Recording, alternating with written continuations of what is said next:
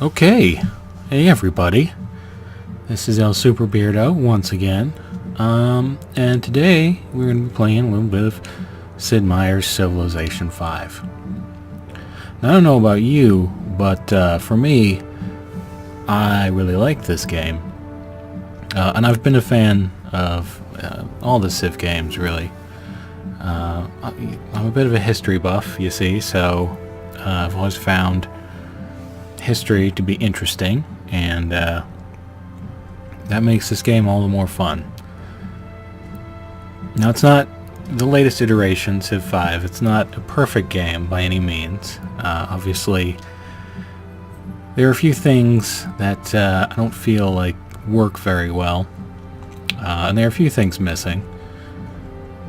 Particularly, of course, is religion. I just feel like, I'm not sure what the motivating decision behind leaving it out of the game was. It certainly played a large role in the last Civilization, and I feel like it would just add a certain realism, a certain spice, if you will, to the game.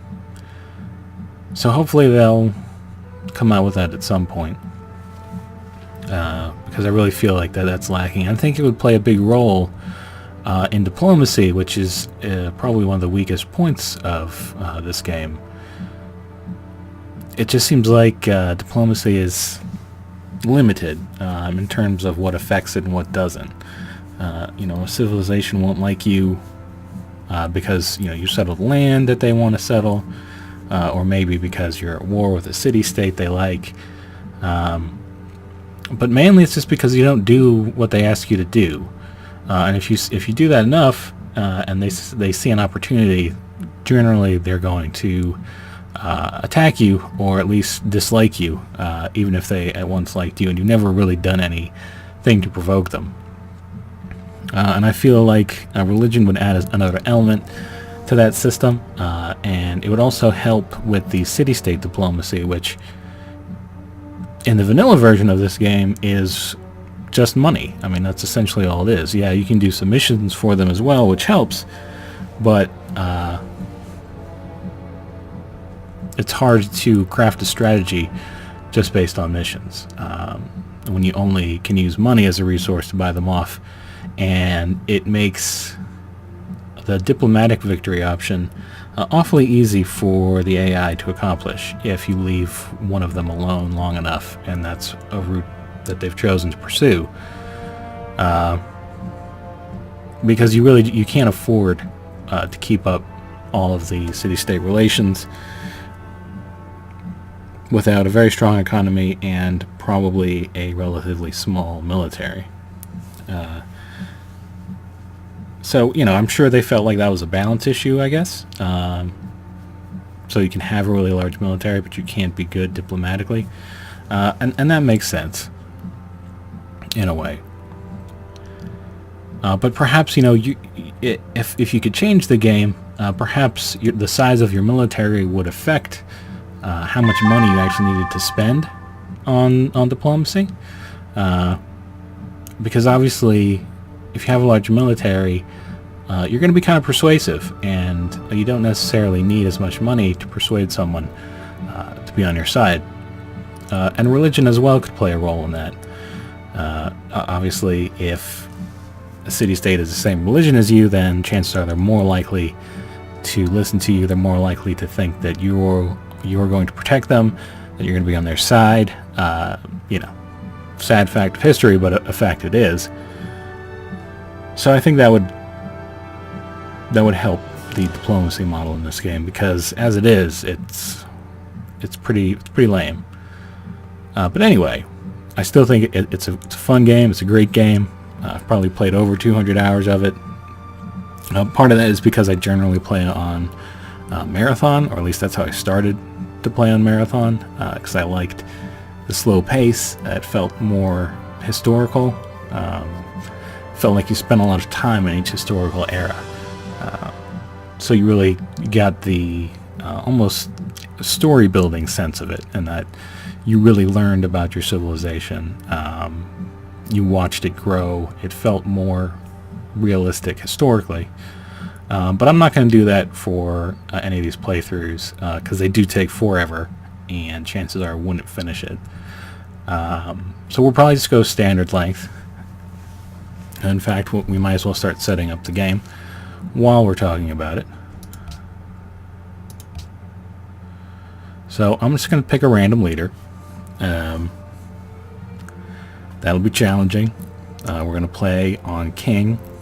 I have yet to actually win on King.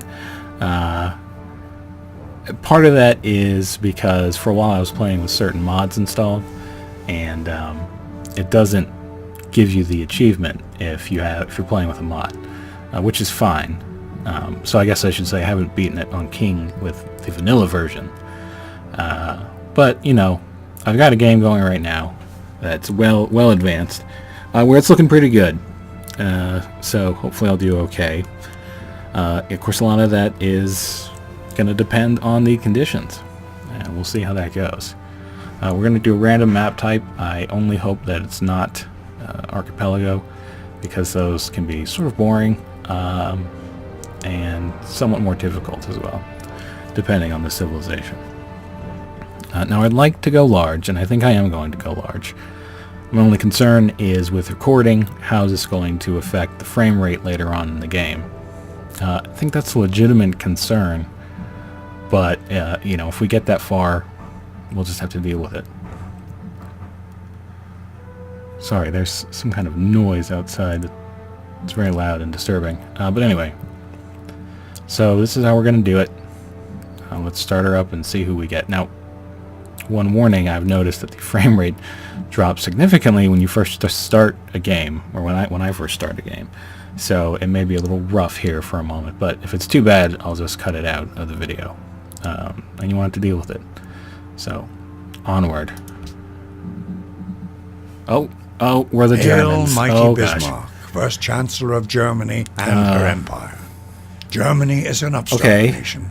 I haven't been the Germans before because, you know, finally unified in 1871. No offense, Germany, but they are sort of have proven themselves some to be classic creative, historical villains, at least warriors. you know, here in America, probably in a lot of enduring other great countries. catastrophe in the first half of the 20th it's good. century, The frame rate Germany didn't dip at all, remains so a that's worldwide good. economic, artistic, and technological leader.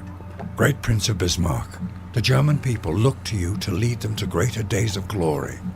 Their determination is strong. I actually wasn't aware that you, their beloved Bismarck was the prince. to guide them once more. I thought he was actually Will you a rule member and conquer through blood and iron, or foster the I guess Germanic you could call arts it a and German industry? parliament. It wasn't Can quite you that. build a civilization but he was the first that will chancellor, as it stand says the test there. of time? And I thought he had risen up more in the political arena than in the aristocratic one. So I learned something today, and that's always good. So let's see. We get the civilization bonus. Upon defeating a barbarian unit inside an encampment, there's a 50% chance here and 25 gold and they join your side. Okay, well, that's kind of lame. But pay 25% less for land unit maintenance? That's going to be good. That pretty much means we're going to go military. We're going to go for a military victory, so this should be exciting. And Germany will rule the world. Wish I didn't have to quite say that in my first Civilization playthrough, but you know, they weren't always bad, and they're not bad now. I will say that. Germany, I think you're great right now. So don't try to kill me. Anyway, lands next. Specialized in defeating knights and other mounted units. It's cheaper than the pikemen, so that's actually not as good as I expected. It's cheaper, which I guess is nice, so we'll be building a lot of those, but it doesn't appear to be any stronger. So we'll still need to build swordsmen and other folks that are good at taking out cities.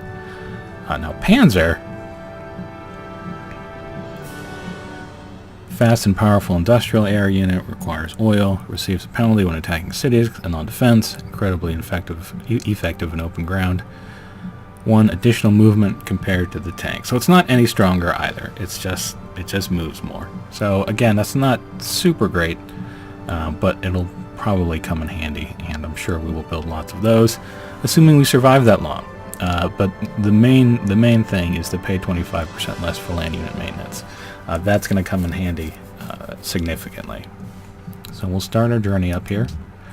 Now the first thing I notice is this tundra, which probably means we are in the south of the world.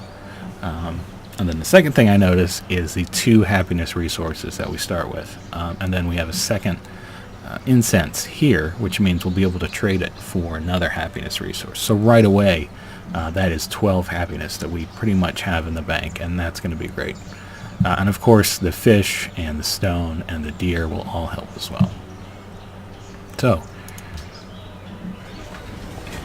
hello Berlin. Guten Tag, Berlin. And the warrior, we're going to have scout around. We're going to keep him on this side of the river for now. What do we got down here? We got furs, so there's another happiness resource. That's good. We look to be in a fairly protected area here. We'll certainly be able to block off any approach between these mountains. But our civilization will probably get that far anyway. But still, it's a nice defensive position for a capital to have. So choose production. We're going to go scout first to try and secure some ancient ruins. Typically, if you get 3 or 4, chances are one of them is going to be a technology, even on this difficulty level, I've noticed. So that is huge. I mean, it's one less thing to research, and considering the AI appears to get significant science bonuses, we need all the help we can get there. So scout first. Choose research. Well, let's see. So probably we're only going to get to build at most a couple farms early on. And this really would work better as a mine, but food will be a concern since neither of these produce food. But deer does, and I believe the granary helps with deer. But the point that I'm getting at is that a good start for this game sometimes is to go straight to writing, start building the great library. While that's building, research animal husbandry, trapping, and philosophy, and then if you can time it right where as soon as the great library finishes, you can get civil service. And that does give us a landsnecht, so that may be something we want to do just for that unit there. But it also gives you +1 food on farms close to fresh water. And that's a significant bonus if you want to grow your cities, which is always a good thing. That being said, there's not that many spaces for farms early on, so the usefulness may be somewhat limited in that respect. But I think we'll go for that. We may not get it. I've only gotten it twice, I think, on my hard playthroughs. It's King, really. My King level playthroughs, I've only gotten it a couple times, so it's not a guarantee by any means. And if we go for that and we don't get it, it will set us back a bit, because we could be researching things like calendar and getting our stoneworks, our plantations up, which would be very useful for the gold and for the happiness. And of course we won't be going down the military branch and getting iron, at least finding out where it is as soon as possible, and that can kind of set you back as well. But it's a strong start. It certainly helps getting your cities grown more quickly. So we're going to go for it. The landsnecks are a nice bonus. So step 1 is pottery, and the granary will help as well, since we have deer here, but we'll need trapping to get that, so it's kind of a wash.